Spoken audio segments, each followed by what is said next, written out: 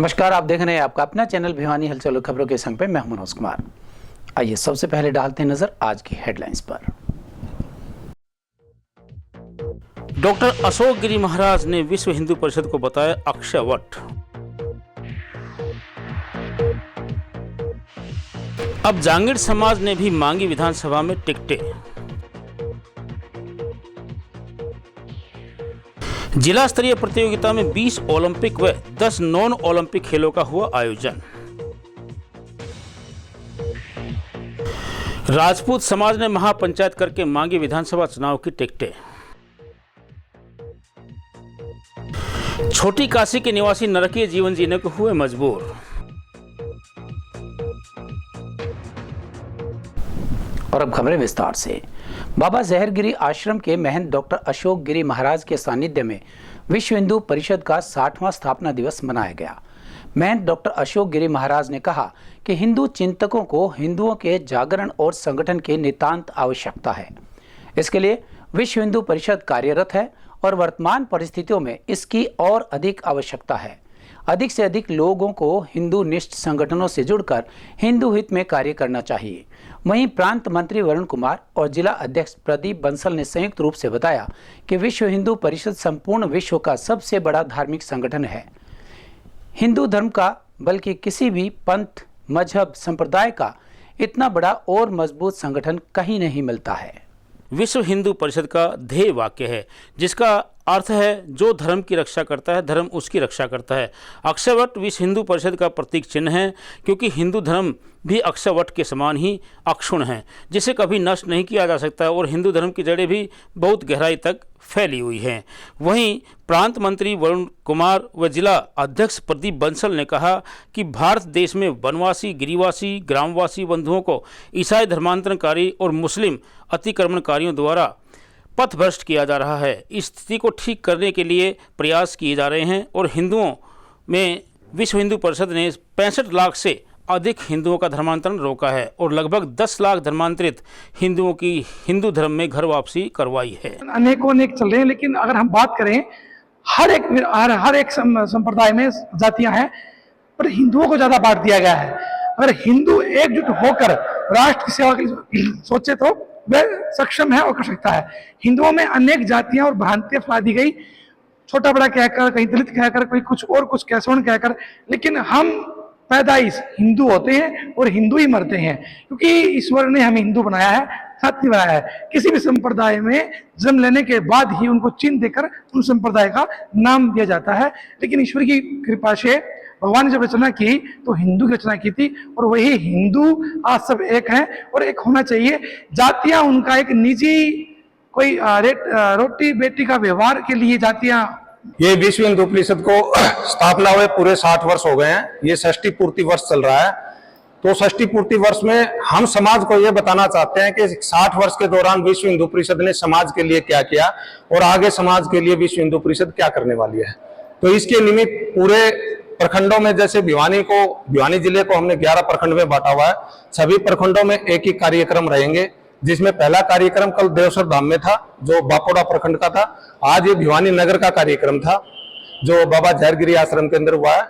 इसमें विश्व हिंदू परिषद के बारे में बताया गया है कि जब से 1964 में विश्व हिंदू परिषद की स्थापना हुई थी, तब से लेके आज तक विश्व हिंदू परिषद ने क्या क्या किया और विश्व हिंदू परिषद की स्थापना क्यों हुई।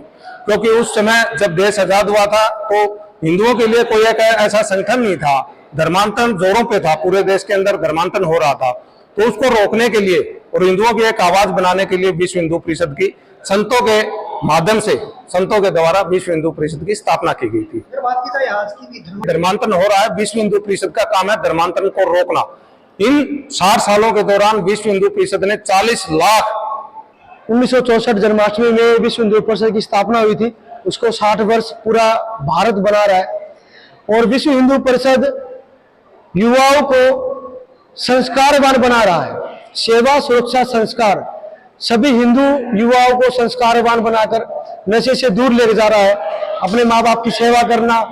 नया बाजार स्थित जांगड़ा धर्मशाला में जांगीड़ ब्राह्मण समाज द्वारा विश्वकर्मा शिक्षा कल्याण समिति की कार्यकारिणी का गठन किया गया और समाज के बुजुर्गों को सम्मानित किया गया। समिति के प्रधान एडवोकेट राजेश जांगड़ा ने बताया कि सर्व समाज की समस्याएं, बच्चों की शिक्षा आदि के बारे में कार्यकारिणी ने कार्य करने की शपथ ली है।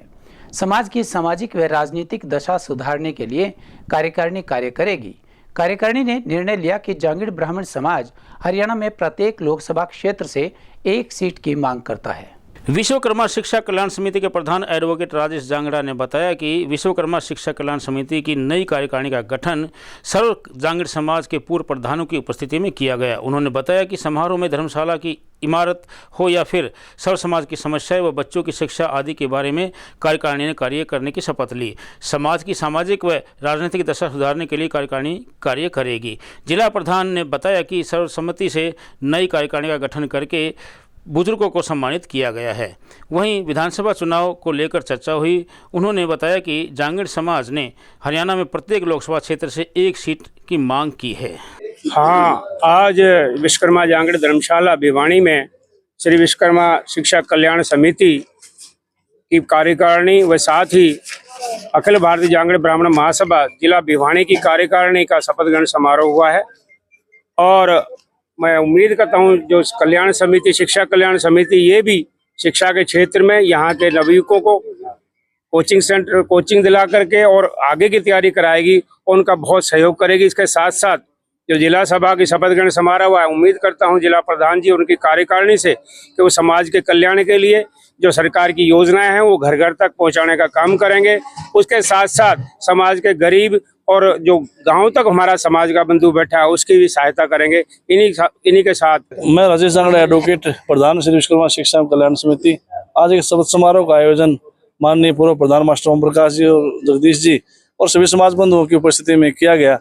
और ये उम्मीद रखी गई कि जो कई दिनों से लंबित बिल्डिंग पड़ी है उसको एक नई दिशा दें और नई दिशा में उसमें कोई न कोई जो है ना कोर्सेज या कोई स्कूल का चलाने की व्यवस्था की जाए। और साथ साथ में जिला कार्यकारिणी का शपथ समारोह था तो चयनित सभी साथियों से एक उम्मीद है कि वो समाज को नई दिशा में लेके जाएंगे। वो चाहे सहभागिता सामाजिक तौर पे हो या राजनीतिक तौर पे हो, सब में ये बढ़ चढ़ भाग लेंगे। आज जो हमने सम्मेलन किया गया हमारा बुजुर्ग सम्मान समारोह और मेरी जिला कार्यकारिणी का मैंने आज शपथ ग्रहण समारोह रखा है जिसमें पूरा समाज एक साथ पहुंचा है। इस समाज के अंदर हमें बहुत सारे अब काम और भी करने हैं। अभी पूरा समाज के जो हमारा आज सम्मेलन है इसमें सभी ने बढ़ चढ़ कर हिस्सा लिया है और हम राजनीतिक जो चर्चा आज हमारी वो भी होएगी इसमें कि हम ये ज़्यादा से ज़्यादा ये चाहते हैं कि हमारे समाज के लोगों को टिकट दी जाए। हमारी सभी पार्टियों से डिमांड है कि हमारे समाज के लोगों को आगे लेके आएं और उनको टिकट दें। पूरा समाज नगर के भीम स्टेडियम में 4 दिवसीय जिला स्तरीय स्कूली खेल प्रतियोगिताओं के तीसरे दिन लड़कों ने अपनी प्रतिभा दिखाई। इस अवसर पर जिला मौलिक शिक्षा अधिकारी संतोष नागर ने कहा कि सभी प्रतियोगिताओं में बच्चे बढ़ चढ़कर भाग ले रहे हैं और अपनी प्रतिभा का प्रदर्शन कर रहे हैं। यहाँ अंडर 11, 14, 17 और 19 आयु वर्ग में hockey, football, cricket, softball, baseball, कुश्ती, kabaddi, kho kho, athletics, lawn tennis, table tennis इत्यादि की सभी प्रतियोगिताएं करवाई जा रही हैं। अव्वल रहने वाली टीम राज्य स्तरीय प्रतियोगिताओं में भाग लेगी। इस मौके पर जिला मौलिक शिक्षा अधिकारी संतोष नागर ने कहा कि 4 दिवसीय इस प्रतियोगिता में करीबन 20 ओलंपिक खेल व 10 के लगभग नॉन ओलंपिक खेलों का आयोजन करवाया जा रहा है, जिसमें भिवानी जिले के सभी 7 ब्लॉकों से करीबन 600 खिलाड़ी अपनी प्रतिभा का प्रदर्शन कर रहे हैं। उन्होंने बताया कि इस प्रतियोगिता के विजेता प्रतिभागी 1 सितंबर से होने वाले राज्य स्तरीय प्रतियोगिता में भाग लेंगे तथा राज्य स्तरीय प्रतियोगिता की कड़ी में ही अगले माह भिवानी में एथलेटिक्स, नेटबॉल, बास्केटबॉल व मुक्केबाजी प्रतियोगिताओं का आयोजन करवाया जाएगा। प्रतियोगिता के बारे में जानकारी देते हुए शारीरिक शिक्षक विनोद पिंकू ने बताया कि जिला प्रतियोगिता में लड़कों की अंडर 11, अंडर 14, अंडर 17 व अंडर 19 आयु वर्ग की hockey, football, cricket, softball, baseball, कुश्ती, kabaddi, kho kho, athletics, taekwondo, lawn tennis, table tennis, badminton, निशानेबाजी, शतरंज, स्केटिंग, मुक्केबाजी सहित अन्य खेल प्रतियोगिताएं करवाई जा रही हैं। जबकि 4 दिवसीय प्रतियोगिता के पहले 2 दिन लड़कियों की खेल प्रतियोगिताएं आयोजित करवाई गई, जिन्होंने कहा कि किसी भी खिलाड़ी का प्रथम गुरु पीटीआई व डीपी ही होता है तथा वे स्कूली स्तर पर आयोजित होने वाली प्रतियोगिताएं प्रत्येक खिलाड़ी की प्रतिभा निखारने में अहम भूमिका रखते हैं। स्टेडियम में खेलने आया हूँ, बहुत अच्छा मैच हुआ है। बाकी स्टेट में खेलेंगे, बाद में नेशनल स्टेट में खेलेंगे। यानी बीम स्टेडियम में खेलने आया हूँ और मैं स्टेट तक खेलूंगा और इसका नाम रोशन करूंगा। आज जो है आपने देखे होंगे विभिन्न हमारे खेल चल रहे हैं जिला स्तरीय, जिसमें लगभग 20 के करीब ओलंपिक 19 नॉन ओलंपिक गेम्स चल रहे हैं, एथलेटिक्स है, अभी आपके सामने ही देख लीजिए ये बास्केटबॉल चल रही है, ठीक है जी, नेटबॉल चल रहा है और हमारे जो है सभी खंडों से बच्चे आए हुए हैं और खुल के भाग ले रहे हैं। और इसके बाद जो है ये जो बच्चे यहाँ से जीत कर जाएंगे वो हमारे राज्य स्तर में जाके खेलेंगे और राज्य स्तर के खेल भी जो है 1 सितंबर से शुरू है। यहाँ हमारे भिवानी डिस्ट्रिक्ट में भी 3 खेलों का आयोजन किया जाएगा, नेटबॉल का और अपना एथलेटिक्स, नेटबॉल, बास्केटबॉल, इन सभी का यहाँ किया जाएगा। इसमें लगभग तो मैं कहूँ तो 500-600 बच्चे तो यहाँ पे आ ही रहे हैं और सभी खेलों के बच्चे हैं। जो यहाँ से जो टीम आ रही है जीतकर, वो सारी टीमें का यहाँ पे खेल का आयोजन किया जा रहा है। व्यवस्थाएं ये है खिलाड़ियों के लिए, जो यहाँ हमारे भीम स्टेडियम में व्यवस्था है वो सारी की सारी बढ़िया है और बच्चे सारे खेलो। और जहाँ नहीं है यहाँ पे व्यवस्था वो हमने दूसरे स्कूलों में, प्राइवेट स्कूलों में व्यवस्था की है। जैसे हमारी स्केटिंग की टीम है वो किसी अपना प्राइवेट स्कूल में, एक बढ़िया स्कूल है उसमें कर रखी है, आर्यन स्कूल में, और अलग अलग जगह अलग अलग जहाँ भी सुविधाएं हैं वो सारी सुविधाएं हम ले रहे हैं। विनोद पिंकू पीटीआई राजकीय उच्च विद्यालय गुस्कानी भिवानी। आज जिला स्तरीय जो प्रतियोगिता हो रही है, स्कूली प्रतियोगिता, उसका 30वां दिन है। 2 दिन पहले लड़कियों की प्रतियोगिता हुई थी, आज लड़कों की प्रतियोगिता हो रही है। इसमें कोई दो राय नहीं, जो ओलंपिक में खेलने जाता है उसका जो प्रथम गुरु होता है वो पीटीआई और डीपी होता है कहीं ना कहीं। वो हमारे स्कूलों से खेल के जाते हैं। जो बच्चे आज ये खेल रहे हैं ये आने वाले समय के अंदर ओलंपिक में भी खेल लेंगे, इसमें कोई दो राय नहीं। भिवानी जो है ना, भिवानी हर खेलों में आगे है, चाहे वो बॉक्सिंग की बात हो, कबड्डी, कुश्ती, हॉकी, क्रिकेट, वॉलीबॉल, कोई भी बात हो। जितना भी हरियाणा के अंदर जितने भी खेल होते हैं उसमें अंदर मोस्टली खिलाड़ी भिवानी के होते हैं। और रही बात दूसरी, यहाँ जितने भी आयोजन हो रहे हैं इनकी व्यवस्था, जो खाने पीने की व्यवस्था है वो स्कूल स्तर करेगा। और यहाँ जो और ऑर्गेनाइज कमेटी है, जो उन्होंने ग्राउंड में मार्किंग वगैरह का, पानी की व्यवस्था है, वो यहाँ से हमारा शिक्षा विभाग करेगा। दोनों का तालमेल है, मौलिक शिक्षा विभाग का और शिक्षा विभाग का, दोनों ने मिलकर करवा रखे हैं। अंडर 11, अंडर 14, अंडर 17 और अंडर 19 चारों आयु वर्ग की प्रतियोगिताएं हैं और इसमें सभी स्कूलों से बच्चे भाग ले रहे हैं। आगामी विधानसभा चुनाव को लेकर राजपूत धर्मशाला में महापंचायत का आयोजन किया गया।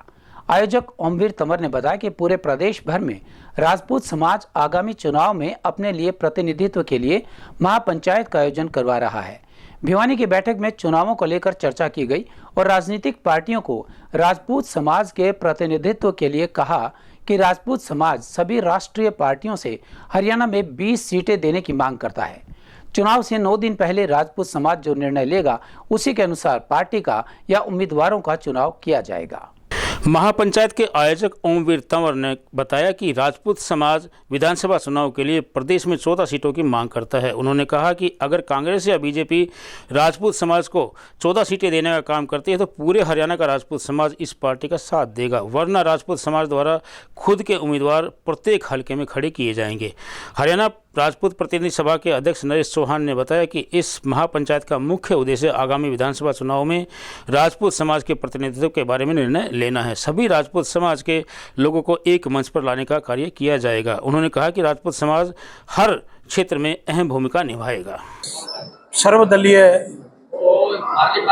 महापंचायत राजपूत समाज की यहाँ बुलाई गई है और इसलिए बुलाई गई है कि चुनाव का बिगुल बज चुका है, तो हमें पूर्व में हमारी जनसंख्या के अनुपात में हमारी सरकार में भागीदारी कम रही है, तो उससे सबक लेते हुए हमने अब आज इस बार ये निर्णय लिया कि राजपूत समाज को जो राष्ट्रीय पार्टी ज़्यादा से ज़्यादा टिकटें देंगी उनमें सबसे पहले हम भिवानी महेंद्रगढ़ लोकसभा में हमारी 5 विधानसभा सीटों पर क्लेम बनता है, उसमें 3 पर हम अपना दावा जताते हैं।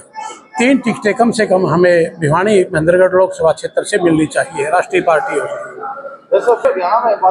से। जी, पूरे हरियाणा में हम 11 टिकटों की ओर मांग करते हैं। टोटल टिकटें हम 14 टिकटें हमारे समाज के लिए राष्ट्रीय पार्टियों से चाहते हैं और जो पार्टियां ज़्यादा टिकटें देंगी हमारा भविष्य में जो चुनाव होगा उस राष्ट्रीय पार्टी के साथ लगने का हमारा समाज काम करेगा, और जो कम सीटें देंगी हम उसको तवज्जो, हमारा समाज तवज्जो नहीं देगा, और जहाँ से हमारा कैंडिडेट खड़ा होगा वहाँ हम अपने कैंडिडेट की मदद करेंगे जी।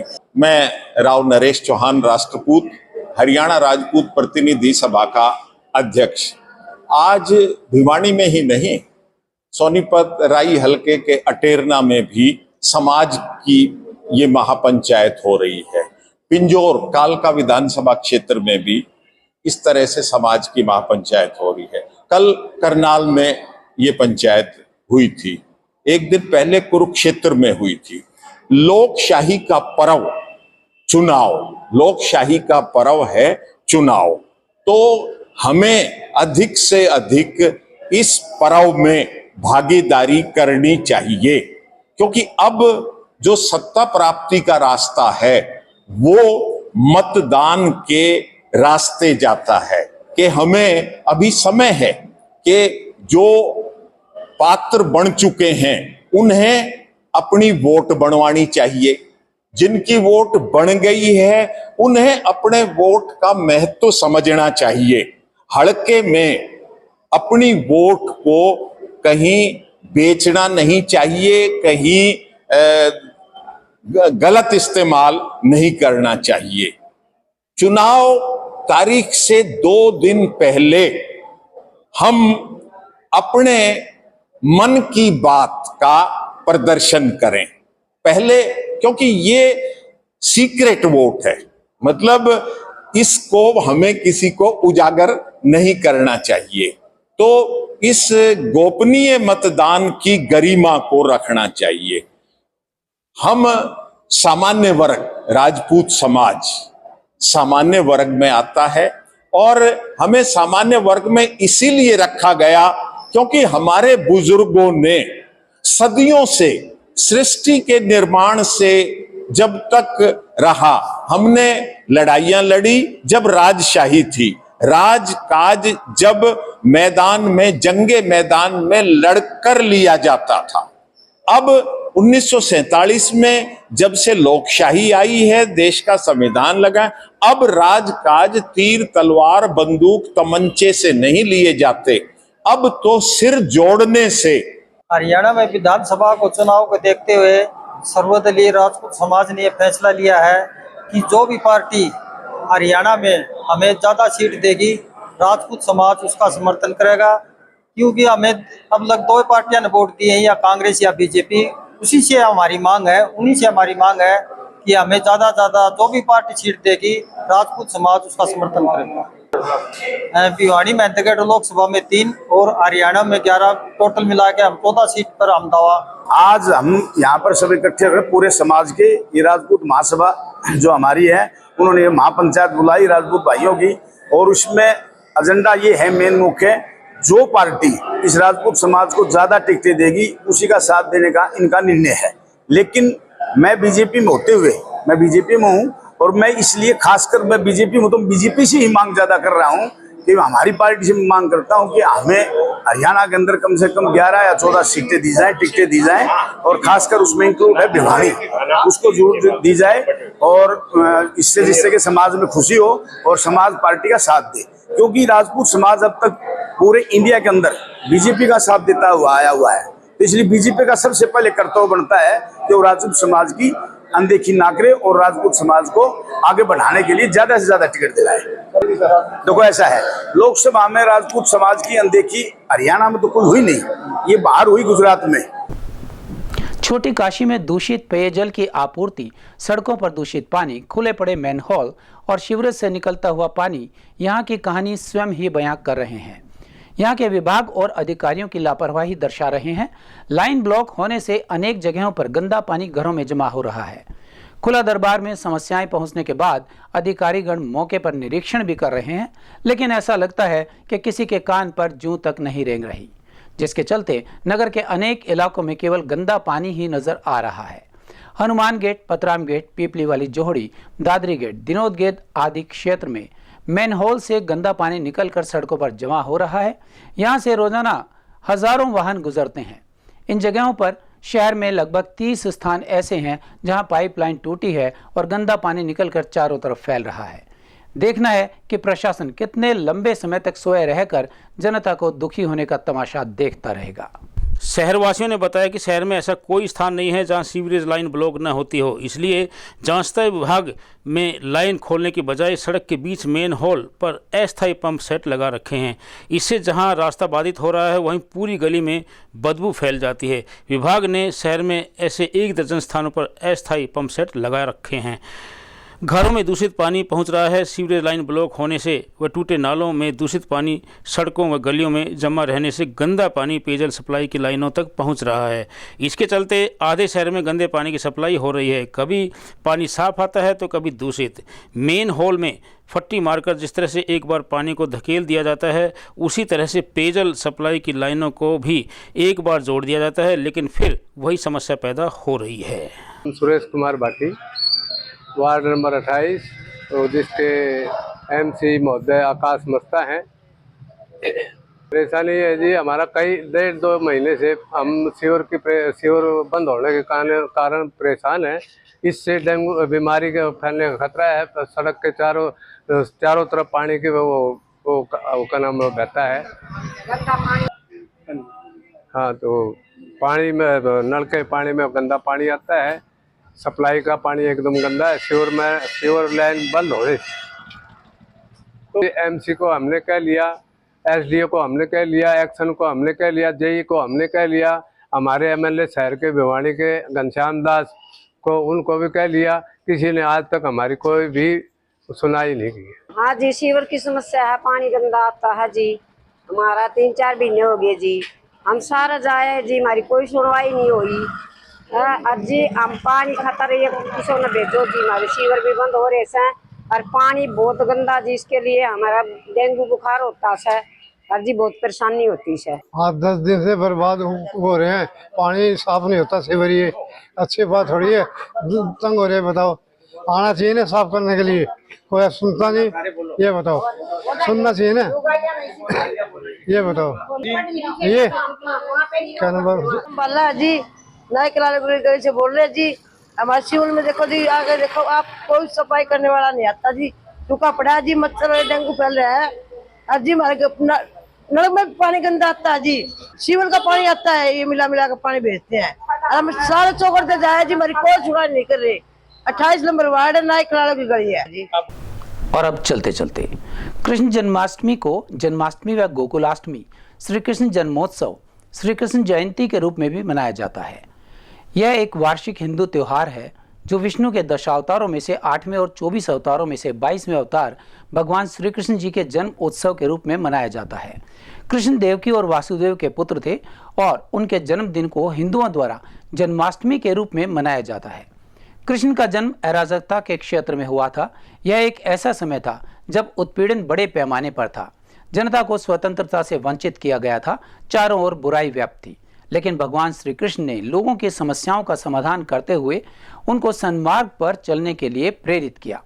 भगवान का अवतार होने के कारण श्री कृष्ण में जन्म से ही सिद्धियां थी। उनके माता पिता वासुदेव और देवकी जी के विवाह के समय मामा कंस जब अपनी बहन देवकी को ससुराल पहुंचाने जा रहा था, तभी आकाशवाणी हुई थी जिसमें बताया गया था कि देवकी का 8वां पुत्र कंस का अंत करेगा, अर्थात यह होना पहले से ही निश्चित था। अतः वासुदेव और देवकी को कारागार में रखने पर भी कंस कृष्ण जी को समाप्त नहीं कर पाया। कृष्ण जन्माष्टमी को मनाने की व्यापक परंपरा का श्रेय 15वीं और 16वीं शताब्दी के शंकरदेव और चैतन्य महाप्रभु के प्रयासों और शिक्षाओं को जाता है। पौराणिक ग्रंथों के अनुसार भगवान श्री कृष्ण सभी दृष्टि से पूर्ण अवतार हैं। आध्यात्मिक, नैतिक या दूसरी किसी भी दृष्टि से देखेंगे तो मालूम होगा कि भगवान श्री कृष्ण जैसा समाज सुधारक दूसरा कोई हुआ ही नहीं। श्री कृष्ण जी का नाम एक महत्वपूर्ण ऐतिहासिक घटना के साथ आता है, जो है महाभारत का युद्ध। यह युद्ध कौरवों और पांडवों के बीच हुआ था। भगवान कृष्ण जी ने युद्ध को रोकने का यथासंभव प्रयत्न किया था, लेकिन युद्ध नहीं टला और महाभारत के युद्ध के रूप में होकर रहा, जिसमें पांडव विजयी हुए। युद्ध आरंभ होने से पूर्व अर्जुन के सारथी बने कृष्ण जी ने जब अर्जुन का हृदय व मन अपने प्रियजनों के संहार की कल्पना से विचलित होते देखा तो अर्जुन को गीता का ज्ञान सुनाया। कृष्ण जन्माष्टमी के विभिन्न नैतिक उद्देश्यों में बुरे विचारों का त्याग, धार्मिक सिद्धांतों का पालन और निस्वार्थ कर्म करना आता है।